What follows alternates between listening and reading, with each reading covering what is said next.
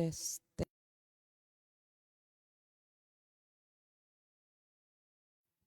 Good morning, my dear brothers and sisters in Christ.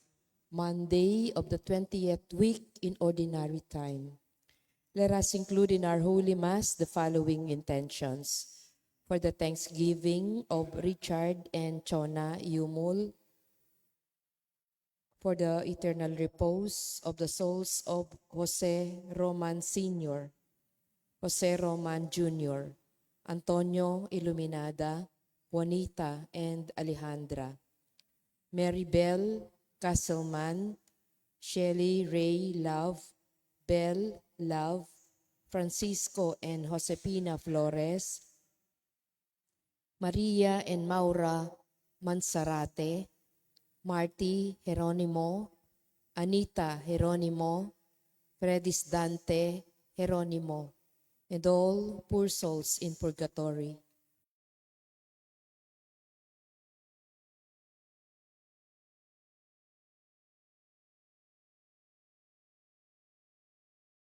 Let us all rise and glorify the Lord by singing our entrance hymn. Sing a new song unto the Lord. Let your song be sung from mountain high. Sing a new song unto the Lord, singing Hallelujah. In the name of the Father, and of the Son, and of the Holy Spirit. Amen. Amen. The Lord be with you. And with your spirit. Let us now call to mind our sins and ask the Lord for His pardon and for His strength.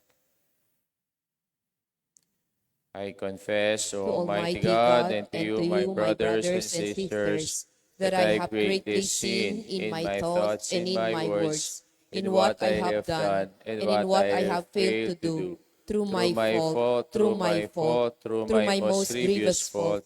Therefore I ask Blessed Mary, ever Virgin, all the angels and saints, and you, my brothers and sisters, to pray for me to the Lord our God. May Almighty God have mercy on us, forgive us our sins, and bring us to life everlasting. Amen. Lord, have mercy. Lord, have mercy. Christ, have mercy. Christ, have mercy. Lord, have mercy. Lord, have mercy. Let us pray.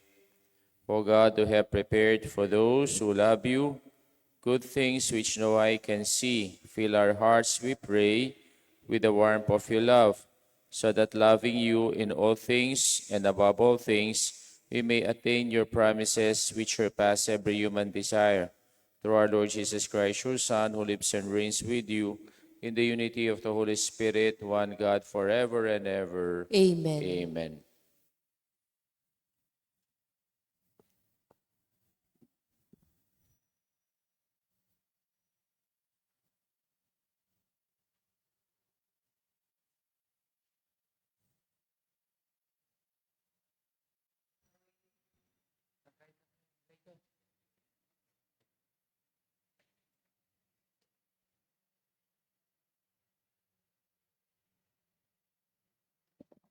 A reading from the book of Judges. The children of Israel offended the Lord by serving the Baals, abandoning the Lord, the God of their fathers, who led them out of the land of Egypt. They followed the other gods of the various nations around them, and by their worship of these gods, provoked the Lord. Because they had just abandoned him and served Baal and the Ashtaroth, the anger of the Lord flared up against Israel, and he delivered them over to plunderers who despoiled them. He allowed them to fall into the power of their enemies round about, whom they were no longer able to withstand. Whatever they undertook, the Lord turned into disaster for them, as in his warning he had sworn he would do, till they were in great distress.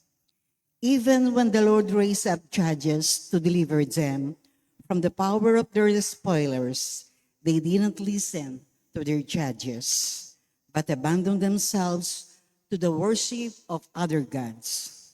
They were quick to stray from the way their fathers had taken and didn't follow their example of obedience to the commandments of the Lord. Whenever the Lord raised up judges for them, he will be with the judges and save them from the power of their enemies, as long as the judges live. It was thus the Lord took pity on their distressful cries of affliction under their oppressors. But when the judges died, they would relapse and do worse than their ancestors, following other gods in service and worship, relinquishing none of their evil practices or stubborn conduct. The word of the Lord. Thanks be to God. Remember us, O Lord, as you favor your people. Remember us, O Lord, as you favor your people. They did not exterminate the peoples as the Lord had commanded them, but mingled with the nations and learned their works. Remember us, O Lord, as you favor your people. They served their idols, which became a snare for them. They sacrificed their sons and their daughters to demons. Remember us, O Lord, as you favor your people. They became defiled by their works and wanton in their crimes, and the Lord grew angry with his people and abhorred his inheritance. Remember us, O Lord, as you favor your people. Many times did they rescue them, but they embittered him with their counsels, yet he had regard for their affliction when he heard their cry. Remember us, O Lord, as you favor your people. Let us honor the holy gospel. Alleluia.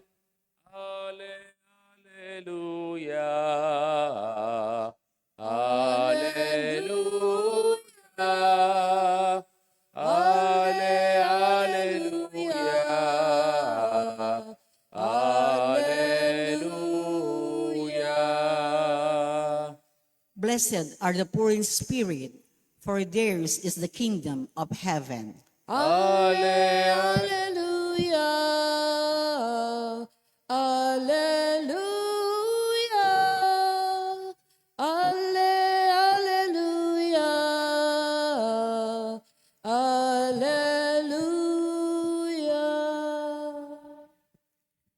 The Lord be with you. And with your spirit, A reading from the Holy Gospel according to Matthew. glory to you, O Lord.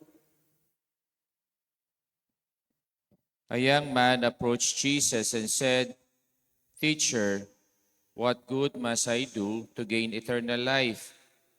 He answered him, "Why do you ask me about the good? There is only one who is good. If you wish to enter into life, keep the commandments." And he asked him, "Which ones?" And Jesus replied, "You shall not kill. You shall not commit adultery. You shall not steal. You shall not bear false witness. Honor your father and your mother, and you should love your neighbor as yourself." The young man said to him, "All of this I have observed.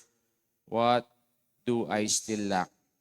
Jesus said to him, "If you wish to be perfect, go, sell what you have and give it to the poor, and you will have treasure in heaven.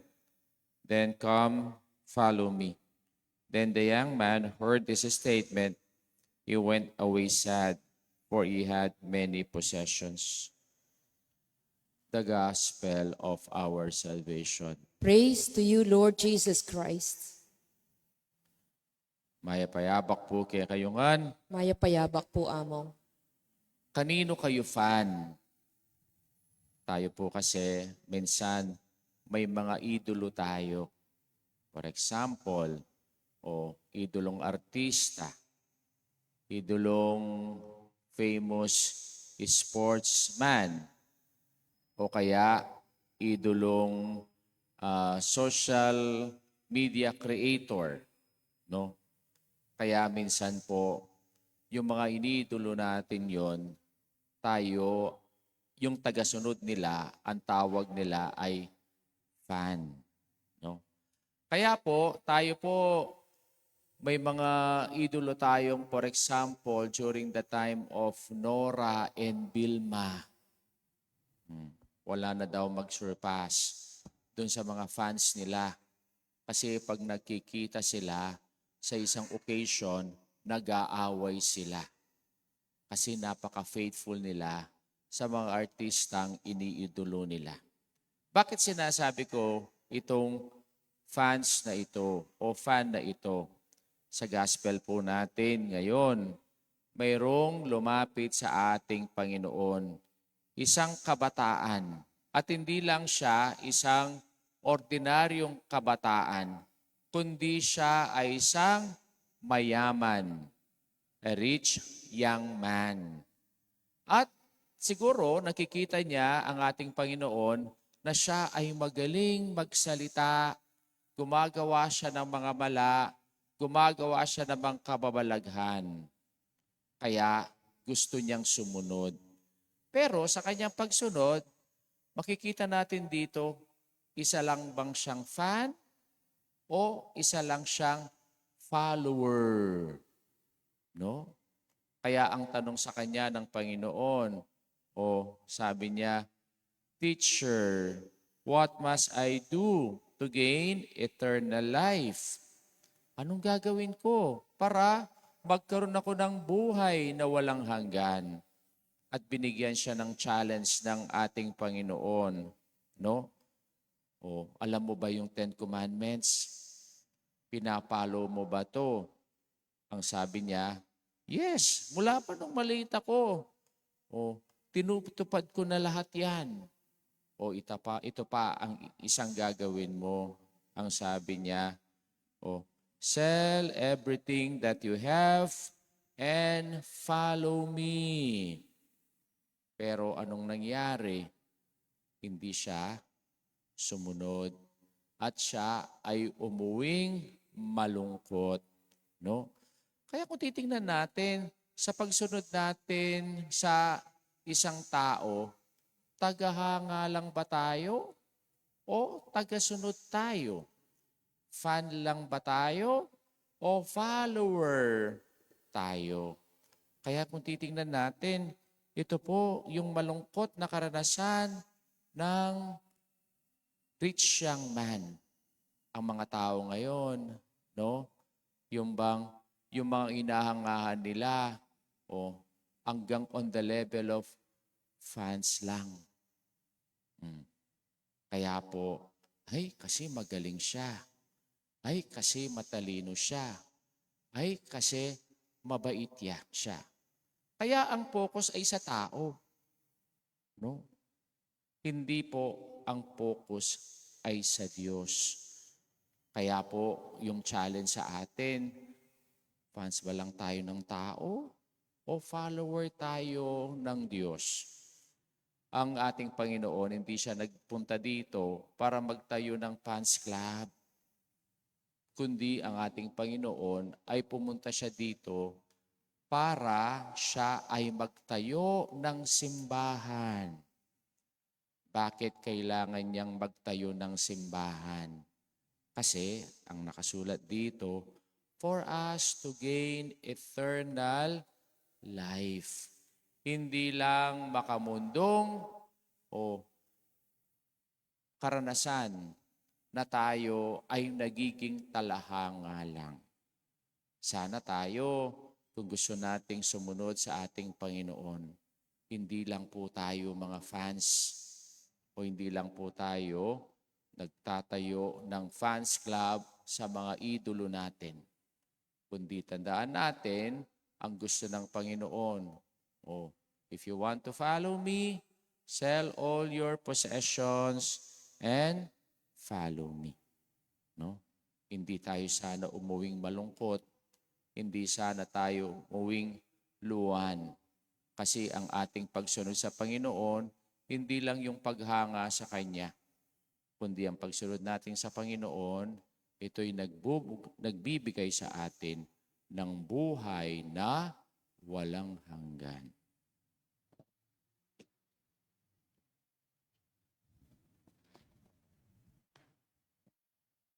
The young man who did not follow Jesus because he could not give up his wealth went away sad. Nothing would satisfy him who would not satisfy the Lord. Let us pray to find our true treasure in the Lord by saying, Lord, hear our prayer. Lord, Together. hear our prayer.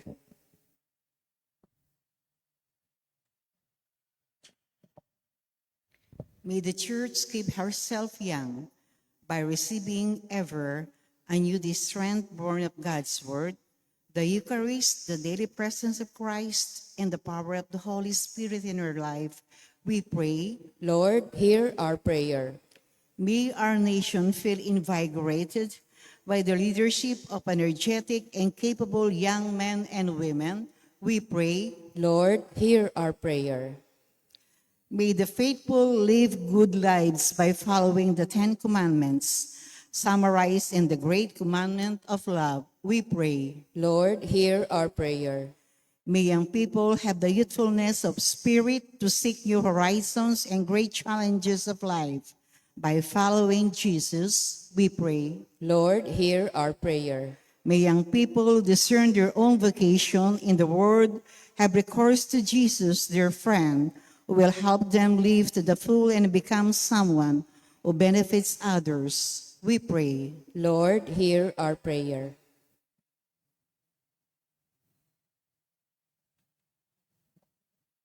For the Thanksgiving, a special intention of Richard and Jonah Yumul, Limpa Agapito Ong, for the souls of Jose and Junior Antonio Iluminada, Juanita Leandra, Mary Bell, Shirley Ray Bell, Francisco Osapina, Maria Maura, Marty, Anita, and Predis Dante. Let us pray to the Lord. Lord, hear our prayer. We now pray for our personal intention.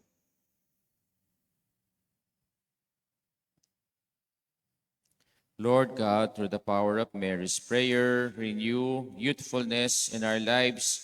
May we follow Jesus so that we will have treasures in heaven. Amen. Amen.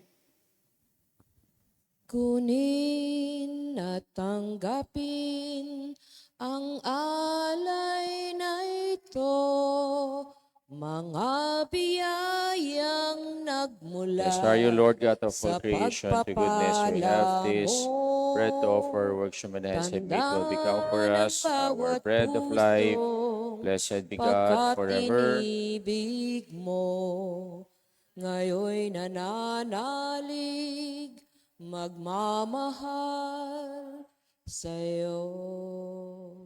Blessed are you, Lord God of all creation. To your goodness we have this wine to offer, fruit of the vine, workmanship and hands have made it will become for us our spiritual drink. Blessed be God forever. Blessed be God forever.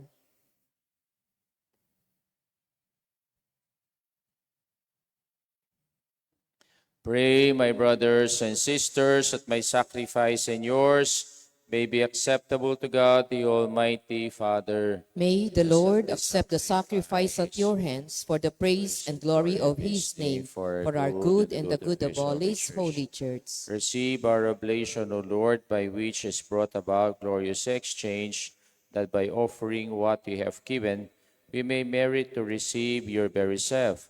Through Christ our Lord. Amen. The Lord be with you. And with your spirit, Lift up your hearts. we lift them up to the Lord. Let us give thanks to the Lord our God. It is right and just. It is surely right and just, our duty and our salvation, always and everywhere to give you thanks.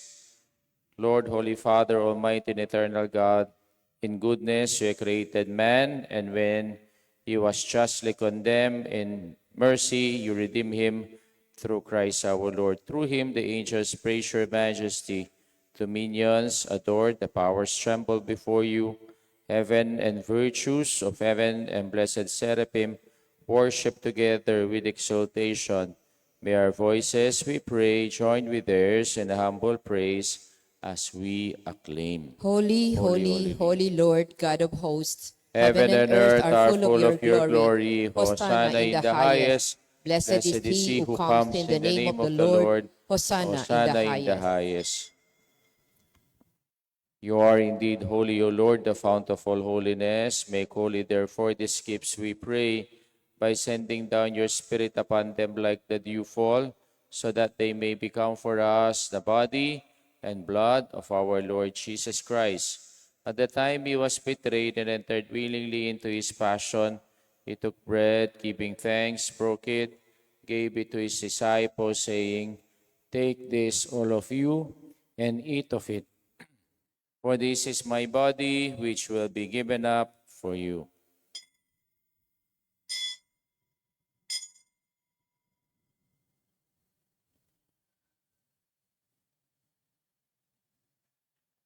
In a similar way, when supper was ended, he took the chalice, and once more giving thanks, he gave it to his disciples, saying, "Take this, all of you, and drink from it. For this is a chalice of my blood, the blood of the new and eternal covenant, which will be poured out for you and for many, for the forgiveness of sins. Do this in memory of me."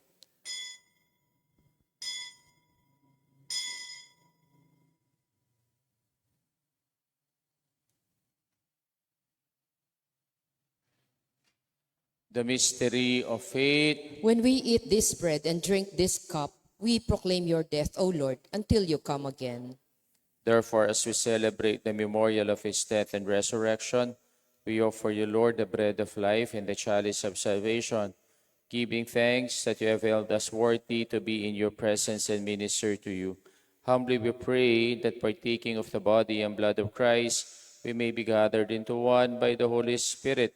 Remember, Lord, your church is spread throughout the world, and bring her to the fullness of charity, together with Leo, our Pope, Florentino, our Bishop, and all the clergy. Remember also our brothers and sisters who have fallen asleep in the hope of the resurrection, and all who have died in your mercy. Welcome them into the light of your face. Have mercy on us all, we pray, that with the Blessed Virgin Mary, Mother of God, with Saint Joseph, our beloved spouse, with the blessed apostles and all the saints who have pleased you throughout the ages, we may merit to be co-heirs to eternal life, and may praise and glorify you through your Son, Jesus Christ. Through him, with him, and in him, O God, Almighty Father, in the unity of the Holy Spirit, all glory and honor is yours forever and ever. Amen. Amen. Amen. Let us now pray the Lord's Prayer. Our Our Father, Father, who art in heaven, hallowed be thy name. Thy kingdom come, thy will be done on earth as it is in heaven. Give us this day our daily bread, and forgive us our trespasses, as we forgive those who trespass against us. And lead us not into temptation, but deliver us from evil. Amen. Deliver us, Lord, we pray, from every evil. Graciously grant peace in our days, that by the help of your mercy we may be always free from sin and safe from all distress, as we await the blessed hope and the coming of our Savior, Jesus Christ. For the kingdom, the power, and the glory are yours, now and forever. Lord Jesus Christ, who said to your apostles, "Peace I leave you, and my peace I give you," look not on our sins, but on the faith of your church. Graciously grant her peace and unity in accordance with your will, who live and reign forever and ever. Amen. The peace of the Lord be with you always. And with your spirit. Let us now offer each other the sign of peace. Kapayapan po kaya kayungan. Peace. Lamb of God, you take away the sins of the world. Have mercy on us. Lamb of God, you take away the sins of the world. Have mercy on us. Lamb of God, you take away the sins of the world. Grant us peace.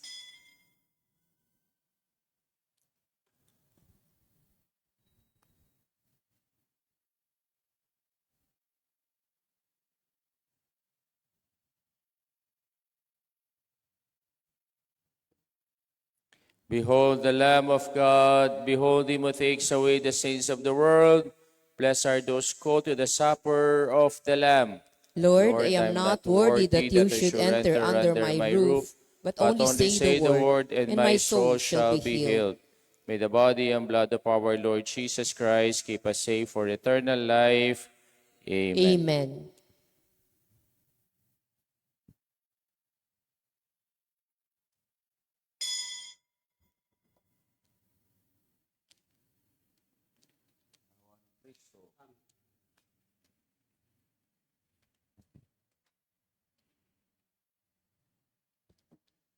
Panginoon, turuan mo akong maging bukas palad. Turuan mo akong maglingkod sa iyo, na magbigay ng ayon sa nararapat, na walang inihintay mula sa iyo.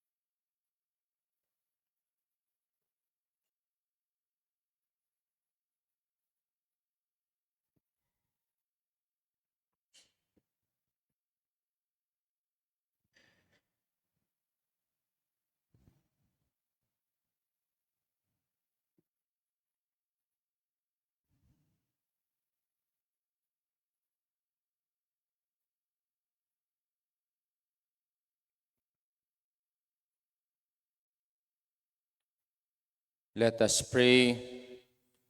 Made partakers of Christ through this sacrament, we humbly implore your mercy, Lord, that conform to his image on earth, we may merit also to be his co-heirs in heaven, who lives and reigns forever and ever. Amen. The Lord be with you. And with your spirit. The mighty God bless you all, the Father, the Son, and the Holy Spirit. Amen. Our Mass been offered. Let us go in peace and to love and to serve the Lord. Thanks be to God. Be to God. Good morning po kay Good kayo. morning po.